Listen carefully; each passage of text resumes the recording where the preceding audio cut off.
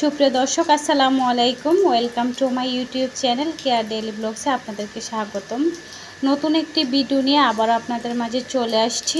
তো আপনারা আমার ব্লগ ভিডিও দেখে নেবেন প্লিজ, আপনাদেরকে ছোট্ট একটা রিকোয়েস্ট। তো এইখানে দেখেন আপনাদের ভাইয়া আমের একটা কার্টন নিয়ে আসলো। আসলে কার্টনকে পাকিস্তান পেটি বলে, তো সেজন্য এটাকে আমি পেটিয়ে বলি, অনেকে হয়তো বা বুঝতে পারবেন না।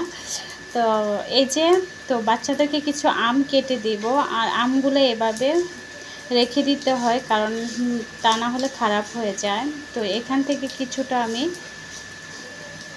আঙ্গুর নিচ্ছি ওদেরকে ধুয়ে কেটে দেওয়ার জন্য। আসলে বাচ্চাদেরকে যত্নই নিতে হয়, ওর বাবাও কিন্তু প্রত্যেক দিনে আঙ্গুর নিয়ে আসে বাচ্চাদের জন্য।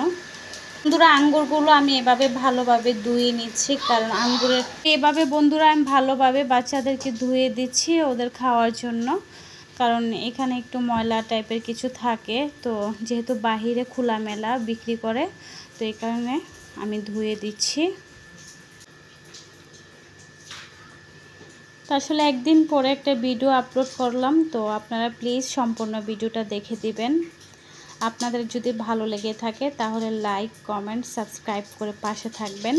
পাশে থাকা বেল আইকনটা অন করে রাখবেন, যেন ভিডিও ছাড়ার সাথে সাথে নোটিফিকেশন আপনাদের কাছে চলে যায়। তো এখানে ধুয়ে নিয়ে আসছি। আসলে বাচ্চারা খাবারের জন্য একটু নকরা করে, নাটক করে আর কি। তো ওদেরকে খাইয়ে দিতে হয়, যেহেতু ওরা এখনও ছোট, মানে নিজের হাতের খাবারটা বুঝতে পারতেছে না। তো আঙ্গুরগুলো কিন্তু খুবই মিষ্টি ছিল। তো এই যে বন্ধুরা দেখতে পাচ্ছেন, তো এভাবে আমি বসে বসে ওদেরকে দিচ্ছি।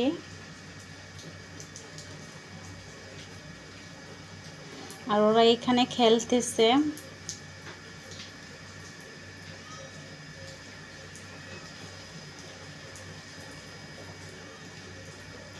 তো আমার ব্লগ ভিডিও আপনাদের কাছে কেমন লাগে ভালো কমেন্ট করে জানাবেন অবশ্যই। আর এই যে বাইরে একটু ছাদের মধ্যে উঠলাম, একটু একটু বৃষ্টি হচ্ছে, পাকিস্তান কিন্তু একটু একটু বৃষ্টি হচ্ছে, সেজন্য আমারও খুব ভালো লাগতেছে অনেক দিন পরে। এখানে আপনাদের ভাইয়া অনেকগুলো নাশপাতি নিয়ে আসছিল, এগুলা কিন্তু অনেক মজা খেতে, পেয়ারার মতো দেখতেও, কিন্তু দেখেন বন্ধুরা পেয়ারার মতো। আর মানে খাওয়া শেষ হয়ে গিয়েছে, তো এই 3টা আছে। আর আমার মেয়েটা ব্যাংকে টাকা জমিয়েছে, এটা ভাঙার জন্য পাগল হয়ে গেছে, ওর হাত থেকে পড়ে এটা ভেঙে গেছে।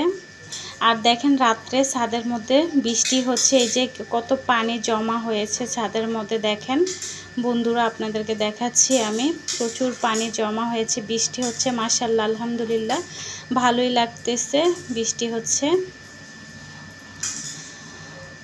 এই তো দেখেন গুড়ি গুড়ি বৃষ্টি হচ্ছে, আমার মোবাইলটাও ভিজে গিয়েছে, তারপরে আপনাদের মাঝে একটু শেয়ার করলাম। এখন কিন্তু আমি রান্না করেছি, রান্নাও দেখতেছি, বাইরে বৃষ্টি হচ্ছে আমাদের এই যে, তো এটাও দেখতেছি আর কি। তো এখন আমি কিচেন রুমটা বন্ধ করে দিব, আমার রান্না শেষ। বাইরে কিচেন রুমটা বন্ধ করে রুমের ভিতরে চলে যাব, আর নাইলে বিড়াল যে মানে খাবারগুলো খেয়ে ফেলে আর কি। তো এই আর কি। আসলে দেখেন বৃষ্টিতে আমাদের ছাদগুলা কি অবস্থা হয়েছে। আপনাদের বাইরে অনেকগুলো পাবদা মাছ নিয়ে আসছে। তো এই যে পাবদা মাছগুলো, আসলে পাবদা মাছ কিন্তু মানে কাটার টাইম লাগে না, এগুলাতে যেহেতু আঁশ নাই, তো সহজে কেটে ফেলতে পারবো। আর এই মাছগুলো আমি কাটবো, সহজে কাটা যাবে। মাছগুলাতে যেহেতু কাটা নাই, আঁশ নাই, একদম শুধু অল্প অল্পতেই সবগুলা কেটে নেব। আর এখানে নিয়ে আসছে চিচিঙ্গা। আসলে এখানে এগুলো আমাদের বর্মি কলোনি থেকে নিয়ে আসতে হয়, মাছগুলো বর্মি কলোনি থেকে নিয়ে আসছে।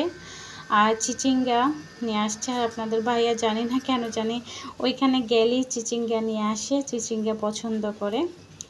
আর এইখানে নিয়ে আসছে মুরগির বাজু, মানে পাকিস্তানে দাফ কি যেন বলে এটাকে, তো এটাকে পাকিস্তানে বাজু বলে, হাতের যে অংশটা। তো এগুলা কেটে নিয়ে আসছে, আর এগুলা বাচ্চারা খেতে পছন্দ করে একটু, যেহেতু হাড্ডি টাইপের ফার্মের মুরগি, তো পছন্দ করে খেতে।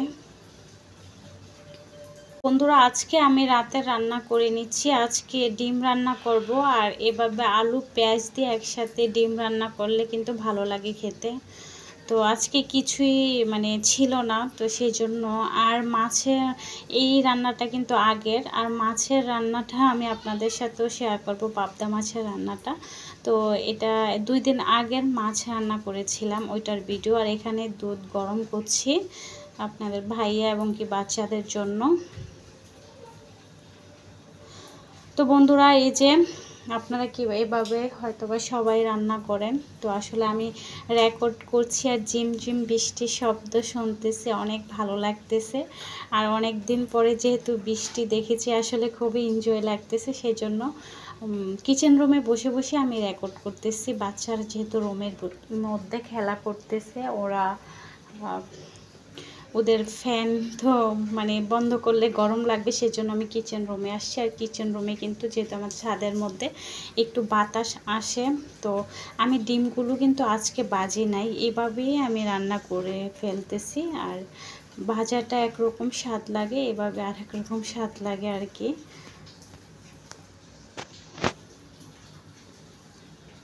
তোরা এই যে আমার রান্না কমপ্লিট হয়ে গিয়েছে। তো সবার কাছ থেকে বিদায় নিয়ে আবার চলে যাচ্ছি। আমার আজকের জন্য এই পর্যন্ত ব্লগ ভিডিও। এখানে ভাত রান্না করছি।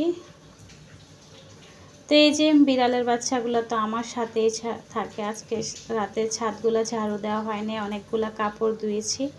এখন রান্না করার পরে ছাদ ঝাড়ু দেব। তো সবাই ভালো থাকবেন, সবাই সুস্থ থাকবেন। আসসালামু আলাইকুম।